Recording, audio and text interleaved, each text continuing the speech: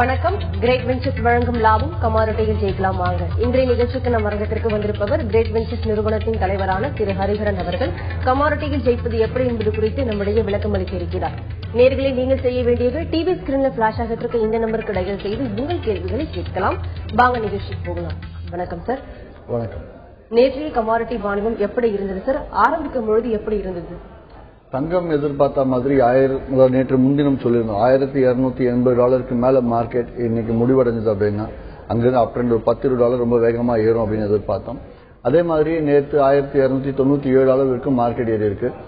டெக்னிக்கலாக ஏறும் எதிர்பார்த்தபடி ஏறுச்சு. ஆனா இதுக்கு ஃபண்டமெண்டலாக அடிப்படை செய்திகள் 2 செய்திகள் வெளியாயிருக்கு. ஒன்னு என்னன்னா சைனாவோட எக்கானமி டேட்டா நல்லா இருந்திருக்கு. ரெண்டாவது சைனால கோல்டு அதிகம் பை பண்ண ஆரம்பிச்சிருக்காங்க. அது மட்டும் இல்லாமல் டாலர் கொஞ்சம் பலகீனமானதுனால அங்க இருக்க முதலீடுகள் தங்கத்துக்கு மாறினது ஒரு காரணம்.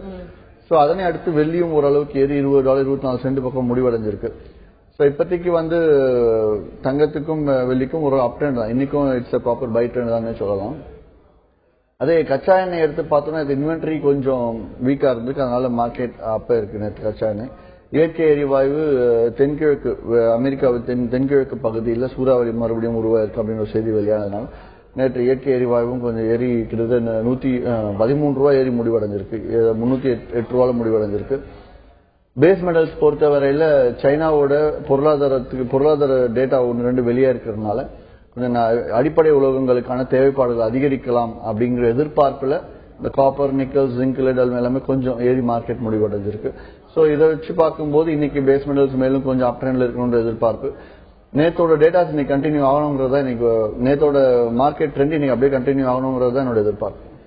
சார், பொதுவாக சந்தையை பாதிக்கக்கூடிய செய்திகள் சொன்னா நீங்க என்னென்ன செய்திகள் ஃபார் எக்ஸாம்பிள் சொல்லுவீங்க சார்? முக்கியமாக இந்த அன்எம்ப்ளாய்மெண்ட் டேட்டா, நான் ஃபார்ம் பேரோல், அதே மாதிரி இப்போதைக்கு இந்த ஃபெட் டேப்பரிங் போயிட்டு இருக்கதான் ரொம்ப மேஜர் டாபிக். அதெல்லாம் இப்ப எலன் வந்திருக்காங்க புதுசா. ஜானட் எலன், பென் பெர்னாக்கி காலம் முடிஞ்சு ஜானட் எலன் வந்திருக்காங்க. அவங்களும் பெருசா எதுவும் மாறுதல் இருக்காம பென் பெர்னாக்கி என்ன சொன்னாங்க, இதுக்கு முன்னாடி இருந்த ஃபெட் சேர்மன் என்ன சொன்னாங்களோ அதை பேஸ் பண்ணி நானும் போறேன், பெருசா எதுவும் வித்தியாசம் எதுவும் புதிய மாறுதல் இருக்காதுங்கிற செய்தி வெளியானதுனால தங்கம் மேலும் சிறிதளவு மேல போச்சு. அது ஒரு காரணம். சோ இந்த மாதிரி கச்சா எண்ணெய் எடுத்தோம்னா வாரம் இன்வென்ட்ரி, இயற்கை எரிவாயும் ஒவ்வொரு வியாழக்கிழமை வர இன்வென்ட்ரி, அதுக்கு அடுத்து பேஸ் மெட்டல்ஸ் ஒவ்வொரு நாளும் மதியம் லண்டன் மெட்டல் எக்ஸ்சேஞ்ச் இன்வென்ட்ரி வரும். இந்த இன்வென்ட்ரி இதெல்லாம் சின்ன சின்ன அடிப்படையான விஷயங்கள் டெய்லி கவனிக்க வேண்டியது. ஆனா இதை வச்சு மார்க்கெட் மூவ் ஆகுமான்னு கேட்டா ஆகுறது கிடையாது. ஒரு காலத்துல ஆயிட்டு இருந்து இப்ப ஆகுறது இல்ல. தொடர்ந்து பேசலாம் சார். மதுரையில இருந்து ஒரு நேயர் லைன்ல இருக்காங்க. வணக்கம் வினோத்குமார். Good morning madam. சொல்லுங்க வினோத்குமார், உங்க கேள்வி என்னன்னு கேளுங்க. Good morning sir. Good morning sir. ஒன்றும் லெட் ஜிங்க் இன்னைக்கு இன்டர்டே லெவல் மட்டும் சார். லெட் ஜிங்க்குங்களா? ஃபைன். லெட் நேற்று முடிவடைந்தவரை $131.10 முடிவடைஞ்சிருக்கு. இன்னைக்கு $131.65 மேல முடிவடைஞ்சுன்னா ஏற ஆரம்பிச்சாலே பை பண்ணுங்க. முதல் டார்கெட் 132, இரண்டாவது டார்கெட் எதிர்பார்க்க வேண்டாம். அதே டவுன் ட்ரெண்ட் அப்படின்னும் போது $130.80 கீழே போனாலே ஷார்ட் போங்க. முதல் டார்கெட் $130.35. கிரேட் வெஞ்சர்ஸ் ட்ரேடர்ஸ் எல்லாருக்குமே இந்த லெட் எல்லாம் இப்ப $5 வந்தாலே லாபம் வருது அப்படிங்கறதுனால கிட்டத்தட்ட $35 லெட்டுக்கு நான் டார்கெட் கொடுக்கும்போது நீங்க $20 வெளியானாலே புரோக்கரேஜ் எல்லாம் போக உங்களுக்கு ஒரு $1500 சாதாரணமா நிற்கும். சோ உங்களை லாபம் அதிகமா வேணும் அப்படின்னா அந்த $20 4-5 லாட்டா போட்டு புக் பண்ணிக்கிறது நல்லதுன்னு சொல்லுவேன். நன்றி சார். கமாடிட்டி சந்தையில டெக்னிக்கல் எவ்வளவு முக்கிய பங்கு வகிக்குது சார்? என்னென்ன விஷயங்கள் டெக்னிக்கல்ஸ் எடுத்துட்டோம்னா ஸ்டாக் மார்க்கெட், கமாடிட்டி, கரன்சி மூணுமே எடுத்துக்கலாம். சோ அந்த வகையில பார்த்தோம்னா இருக்கிறதுல எது டெக்னிக்கலா ப்ராப்பரா பிஹேவ் ஆகும்னு எடுத்தோம்னா கமாடிட்டி மார்க்கெட் தான். அதுக்கு அடுத்து கரன்சி வரும், அடுத்த ஸ்டாக்கே வரும். ஏன்னா இதுல அக்ராஸ் குளோப் உலக அளவுல எல்லா நாடுகளும் பங்கெடுக்கிற ஒரு ஸ்கிரிப்ட் அப்படிங்கறதுனால இது அவ்வளவு ப்ராப்பரா டெக்னிக்கலா மூவ் ஆயிட்டே இருக்கும். இது ரீஜனல் பேஸ்டு இல்ல கண்ட்ரி பேஸ்டு கமாடிட்டி அப்படின்னா அந்த கண்ட்ரி தகுந்த மாதிரி மாறும்போது கொஞ்சம் ஃபெயிலியர் ஆகிறது உண்டு. மற்றபடி கமாடிட்டிஸ் பொறுத்தவரையில எனக்கு தெரிஞ்ச ஒரு 80% ப்ராப்பரா போகுது டெக்னிக்கல்ஸ். தொடர்ந்து பேசலாம் சார். தஞ்சாவூர்ல இருந்து ஒரு நேயர் லைன்ல இருக்காங்க. வணக்கம் பாஷா. Hello ma'am. சொல்லுங்க பாஷா, உங்க சந்தேகங்களை கேளுங்க. கோல்ட் ரேட் இன்னும் ரைஸ் ஆக சான்சஸ் இருக்குங்களா? மணி ருபீஸ் வீக் ஆயிட்டு இருக்குங்களா? சொல்லுங்க. ருபீ வீக் ஆயிட்டு இருக்குங்களா? கோல்ட் ரேட் இன்னும் ரைஸ் ஆக சான்சஸ் இருக்குங்களா? கோல்டு ரைஸ் ஆகதாங்க சான்ஸ். கோல்டு இப்போதைக்கு இறங்குற மாதிரி செய்திகள் எதுவும் வெளியாகல. அது மட்டும் இல்லாம டெக்னிக்கலாக $1280 மேல முடிவடைஞ்சனால கோல்டு இன்னும் ஒரு $10-15 சாதாரணமா ஏறதுக்கான வாய்ப்புகள் இருக்கு. சார், பிகினர்ஸ் வந்து ட்ரேடிங் பண்ண நினைக்கிறவங்க வந்து ஃபர்ஸ்ட் டைம் ட்ரேட் பண்ணும்போது எந்த பொருட்களை வந்து எடுத்து வாணிபம் செய்யணும், முதலீடு நிச்சயம் அடைய முடியும் சார்? அதாவது ஆரம்பத்தில் நான் என்ன சொல்லுவேன், காப்பரும் கச்சா எண்ணெயும் எடுத்து பண்ண சொல்லுவேன். ஏன் அப்படின்னா இன்கேஸ் அவங்க போட்டு அவங்க வாங்கினதை விட விலை குறைஞ்சதுன்னா அடுத்த நாள் மறுபடியும் அந்த விலை வந்துடும் அப்படிங்கறதுனால. ஆனால் இப்போ இந்த கிரேட் வெஞ்சர்ஸ் மூலமா நாங்க கொடுக்குற அளவுகள் அதை மட்டும் ஃபாலோ பண்ணி ஒரு பிகினர் ட்ரேட் பண்ணா க்ரூட் ஆயில்ல பண்ணலாம், சில்வர் மினில பண்ணலாம், சில்வர் மெகால பண்ணலாம். ஸோ இதெல்லாம் வந்து டெக்னிக்கலா ஃபெயிலியரே ஆகிறது கிடையாது. 90% அக்யூரசி இருக்கு அப்படின்னும் போது இதுல ட்ரேட் பண்ணி லாபம் எடுக்க முடியும் அப்படிங்கிற ஒரு தீர்மானத்துக்கு அவங்க ஈஸியா வந்துடலாம். நஷ்டம் இல்லாமல் ட்ரேட் பண்றதுக்கு இதெல்லாம் ஒரு வாய்ப்பா இருக்கு. மேலும் பேசலாம் சார். அடுத்த நேயர் லைன்ல இருக்காங்க. வணக்கம் ரமேஷ். மேடம் வணக்கம் மேடம். நான் மதுரை திருப்பூர். சொல்லுங்க ரமேஷ், உங்க கேள்வி என்னன்னு கேளுங்க. மேடம் இப்ப நான் வந்து பிர்லா சன்லைஃப்ல மேடம் எஸ்ஐபில போட்டிருக்கேன் மேடம். ரமேஷ் கொஞ்சம் சத்தமா கேளுங்க. மேடம் நான் பிர்லா சன்லைஃப்ல வந்து எஸ்ஐபில போட்டிருக்கேன் மேடம். மாசம் வந்து $1000 கட்டுற மாதிரி. ஓகே. இப்ப வந்து 34 மந்த்ஸ் முடிஞ்சு மேடம். ஹலோ கேளுங்க ரமேஷ், கேக்குது. மேடம் இப்ப வந்து பாத்தீங்கன்னா இருக்கு மேடம். இருக்கு மேடம். அது எப்படி மேடம் அந்த இது நம்பர் எப்படி மேடம் அதை கண்டினியூ பண்ணலாமா இல்ல எக்ஸ்ட்ரா இல்ல இதை எடுக்கிற மாதிரி பண்ணலாமா மேடம்? சில்வர் எஸ்ஐபில வாங்கிருக்கீங்களா? இல்ல சார், இது கமாடிட்டி இல்ல சார். இது எஸ்ஐபில வந்து பிர்லா டிவிடெண்ட் ஈல்டு வந்து சார். இது புரியல, மறுபடியும் கேளுங்க. பிர்லா சன்லைஃப்ல சார் டிவிடெண்ட் ஈல்டு பிளஸ் சொல்லி சொல்லுங்க. டிவிடெண்ட் ஈல்டு பிளஸ் சொல்லி சார் இதை போட்டிருக்கேன். சரி. அதான் சார், அதை எப்படி சார் திருப்பி கண்டினியூ பண்ணலாமா சார்? இப்ப லாஸ்ட்ல தான் இருக்கு அது வந்து மார்க்கெட்டு. ரைட். சரி, அதாவது சில்வர் நீங்க வந்து எஸ்ஐபி அதாவது எஸ்ஐபி முறையிலயோ இல்லைன்னா வந்து இருக்கானே தெரியல நீங்க வாங்கியிருக்கேன்றீங்க. அது மட்டும் இல்லாம இங்க கமாடிட்டிஸ்லயும் சரி லாங்ல அதாவது பைல வச்சிட்டு இருக்கீங்க அப்படின்னா ஹோல்ட் பண்ணுங்க இப்போதைக்கு. ஆனா கமாடிட்டி ட்ரேடிங்ல இன்வெஸ்ட் பண்ணலாமா இல்லைன்னா வந்து இந்த ETF எஸ்ஐபி முறையில கோல்டுல இன்வெஸ்ட் பண்ணலாமா அப்படின்னா நீங்க கேட்டீங்க அப்படின்னா கமாடிட்டில இன்வெஸ்ட் பண்றது பெட்டர் அப்படின்னு. ஏன்னா இங்க நீங்க முதலீடு பண்ணக்கூடிய பணம் முழுக்க முழுக்க கமாடிட்டி ட்ரேடிங்க்கு போகும். அதே வந்து நீங்க ETF முறையிலயோ அந்த மாதிரி முறையில போனீங்கன்னா நீங்க 1 லட்சம் முதலீடு பண்ணீங்கன்னா முதலே அவங்களோட சார்ஜஸ் எல்லாம் எடுத்துப்பாங்க. $15,000 10,000 15,000 நிறுவனத்துக்கு ஏற்ற மாதிரி முதல்ல அவங்க சார்ஜஸ் எடுத்துட்டு மிச்சம் இருக்க 80,000 90,000 மட்டும் இன்வெஸ்ட் பண்ணுவாங்க. ஸோ அதனால முழு பணத்தை இன்வெஸ்ட் பண்ணக்கூடிய வாய்ப்பு கமாடிட்டி தான் இங்க ட்ரேட் பண்ணுங்க. ரெண்டாவது நீங்க பை ஹோல்ட் பண்றீங்க அப்படின்னா இப்போதைக்கு ஹோல்ட் பண்ணுங்க. அடுத்த ஓரிரு வாரங்கள் மார்க்கெட் அப் ட்ரெண்ட்ல இருக்கு. அந்த ஓரளவுக்கு நல்லா ஏறதுக்கு அப்புறம் நீங்க வாங்கின விலை வருதோ இல்லையோ 2 வாரத்துல ஒரு அப் ட்ரெண்ட் கிடைக்கும் போது நீங்க வெளியாகிறது நல்லது. மேலும் பேசலாம் சார். நெக்ஸ்ட் காலர் லைன்ல இருக்காங்க. வணக்கம் முருகன். வணக்கம் மேடம். சொல்லுங்க முருகன், உங்க கேள்வி என்னன்னு கேளுங்க. சொல்லுங்க சார். வணக்கம் சார். வணக்கம் சார். நான் வந்து க்ரூட் ஆயில் வந்து 60-75 செல் எடுத்துருக்கேன் சார். சரிங்க. ஆனா இப்ப வந்து ஏறிக்கிட்டே போகுது. ரைட். இது இப்ப வந்து எப்படி சார் வெளியே வந்துடலாமா இல்ல அப்படியே வச்சுக்கலாமா சார்? அதாவது கச்சா எண்ணெய் நீண்ட நாட்கள் கழிச்சு $100 மேலே ஒரு 2-3 நாட்களா இருந்துட்டு இருந்திருக்கு. அது இல்லாம இன்வென்ட்ரி லெவலும் கொஞ்சம் வீக்கா இருக்கு. அதே மாதிரி லைக் மார்க்கெட் நேற்று முடிவடைந்த விலை 6,220 முடிவடைஞ்சிருக்கு. பொதுவா வந்து திருப்பி அந்த 6,075 வருமானு கேட்டீங்கன்னா $101 மேல மார்க்கெட் முடிவடைஞ்சது அப்படின்னா அங்க இருந்து அப் ட்ரெண்ட் ஸ்டார்ட் ஆகுங்கிறதுனால நீங்க வெளியாக வேண்டிய சூழ்நிலை வந்தாலும் வரலாம். ஸோ அதை பொறுத்து இருந்து பாருங்க. இப்போதைக்கு நீங்க ஹோல்ட் பண்ணலாம். இருந்தாலும் இன்னைக்கு இருக்க அளவு சொல்றேன். க்ரூட் ஆயில் வந்து 6,250 மேல ஏறிச்சுன்னா பை பண்ணுங்க. முதல் டார்கெட் 6,265 இருக்கு. இரண்டாவது டார்கெட் 6,310. ஸோ 6,265 மேல தாண்டினா 6,300 போறதுக்கும் வாய்ப்பு இருக்கு. அதே மாதிரி டவுன் ட்ரெண்ட்ல 6,213 இறங்குச்சு அப்படின்னா வேணுமானாலும் நீங்க ஃப்ரெஷ்ஷா ஆல்ரெடி ஒரு ஷார்ட் இருக்கு, அது இல்லாம இன்னொரு 2-3 லாட் செல்லிங் கூட போயிட்டு முதல் டார்கெட் 6,190 வெளியாகிறது நல்லது. அப்படி வெளியானீங்க அப்படின்னா உங்களோட மொத்தமா ஆவரேஜ் கணக்கு எடுத்து பாத்தீங்கன்னா ஒரு 5,000 லாஸ்ல வெளியேடுவீங்க. அதுக்காக சொன்னேன். ஸோ மோஸ்ட்லி டவுன் ட்ரெண்ட் வந்து பெருசா எதிர்பார்க்க முடியாது. கச்சா எண்ணெயை பொறுத்தவரை மோர்லெஸ் அப் ட்ரெண்ட்ல இருக்குன்ற எதிர்பார்ப்பு. Sir, physical trading and online trading உள்ள வித்தியாசம் வேறுபாடுகள் ஏதாவது இருக்கா சார்? நிறைய இருக்கு. அதான் market online market. Physical trading அப்படின்னு எடுத்துட்டோம்னா பொருளை டிரான்ஸ்போர்டேஷன் பல்க் அதுக்கு தேவையான போக்குவரத்து பொருள் அழிஞ்சு போறதுக்கு அந்த மாதிரி வாய்ப்பு. அதே மாதிரி தேவையான உடனே அந்த விலைக்கு வாங்குறது, பாக்குற விலைக்கு உடனே விற்கிறதுலாம் பிசிக்கல் நடக்காது. அதே ஆன்லைன்ல எடுத்துட்டா ஒரு ரேட் ஸ்கிரீன்ல போயிட்டு இருக்கு, உடனே விற்கணும்னா வித்துடலாம், உடனே வாங்கணும்னா வாங்கிடலாம். இதுக்கு வந்து யாருக்கும் போன் பண்ண வேண்டியதோ இல்ல, பணத்தை எடுத்துட்டு போய் கொடுக்க வேண்டிய அவசியம் இல்லை. முன்கூட்டியே வந்து கம்பெனிஸ் நிறுவனத்துல புரோக்கிங் ஃபர்ம்ஸ்ல பணத்தை போட்டு வச்சுட்டு தேவையான வேலை வந்தா உடனே வாங்கிக்கலாம். ஒரு போன் கூட தேவை, ஜஸ்ட் உங்களுக்கு லேப்டாப் உட்காந்து வாங்கிக்கலாம். இதற்கு வந்து போக்குவரத்து கிடையாது, பொருளை எடுத்துட்டு போய் அடக்கம் தேக்கி வைக்கிறதுக்கு குடோன் அந்த அவசியம் கிடையாது. சோ விற்கணும்னா உடனே விற்கலாம். சோ அதுவும் இல்லாம முக்கியமான இது வந்து பிசிக்கல்ல முழு பணத்தை கொடுக்கணும். இங்க ஆன்லைன் போது 5% கொடுத்தா போதும், முழு பணத்தை கொடுக்க வேண்டிய அவசியம் கிடையாது.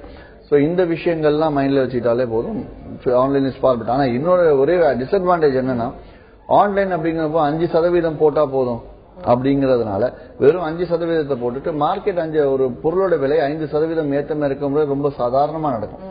சோ அப்படி பார்க்கும்போது இவங்க போட்ட பணம் 5% இன்கேஸ் நஷ்டத்துக்கு போச்சுன்னா ரொம்ப வேகமா நஷ்டமாகறதுக்கான வாய்ப்பு இருக்கு. அதுக்காக தான் என்ன சொல்றது, 20-25% போட்டு பண்ணுங்க அப்படிங்கிறது.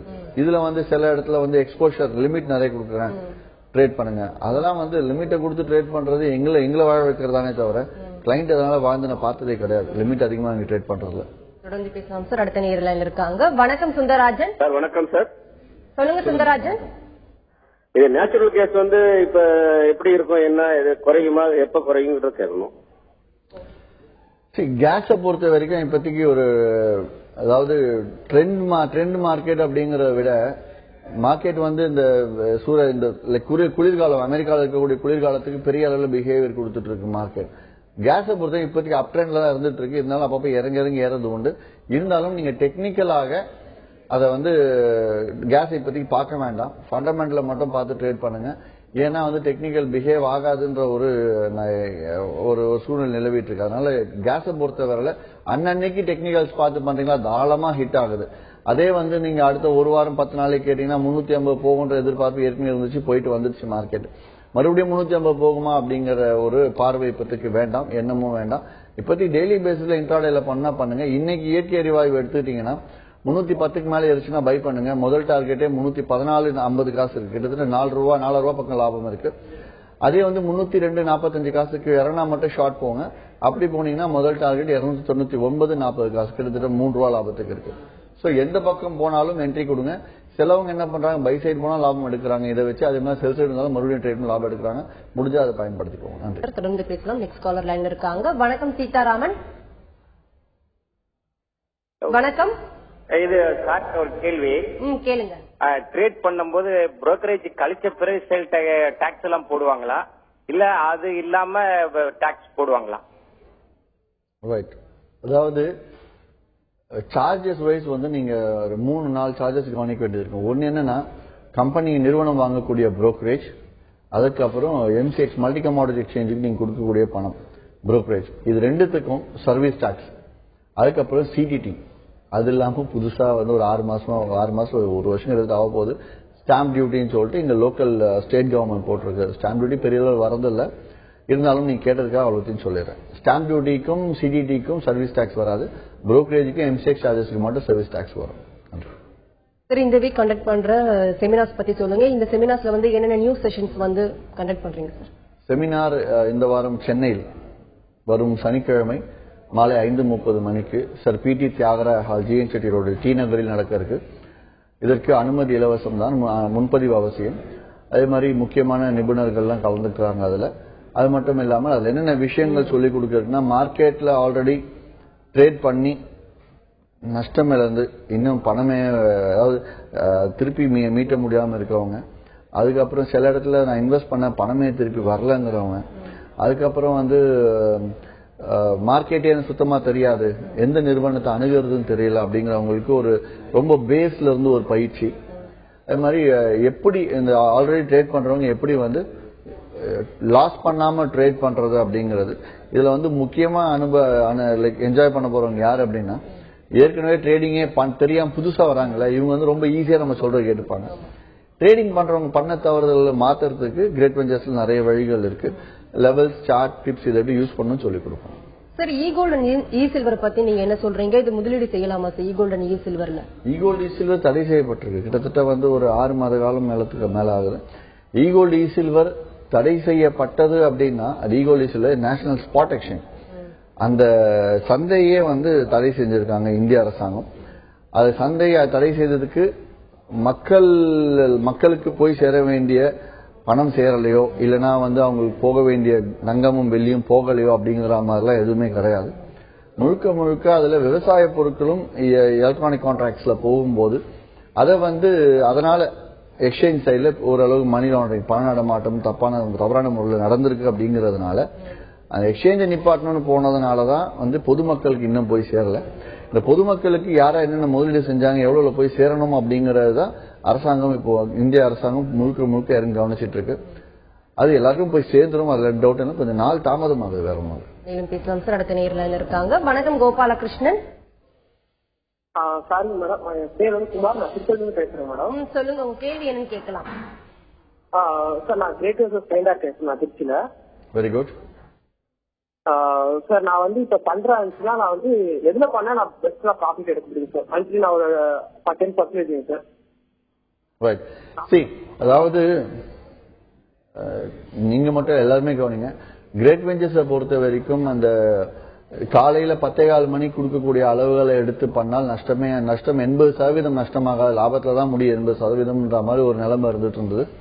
அதுலயும் கமிஷன் கொஞ்சம் அதிகமா இருந்தப்போ லாபம் குறைவா இருக்கு அப்படிங்கிற ஒரு ப்ராப்ளம் ரைஸ் ஆனதுனால கமிஷனையும் குறைச்சி வெறும் 19 ரூபாய்க்கு ஒரு பைக்கு 19 ரூபாய் செல்லு கொடுத்ததுனால கச்சா எண்ணெய்லாம் நீங்க ரெண்டாவது ரூபாய் எடுத்தாலே உங்களுக்கு லாபம். ஸோ தினைக்கும் நீங்க கச்சா எண்ணெய் தாராளமா ட்ரேட் பண்ணலாம்.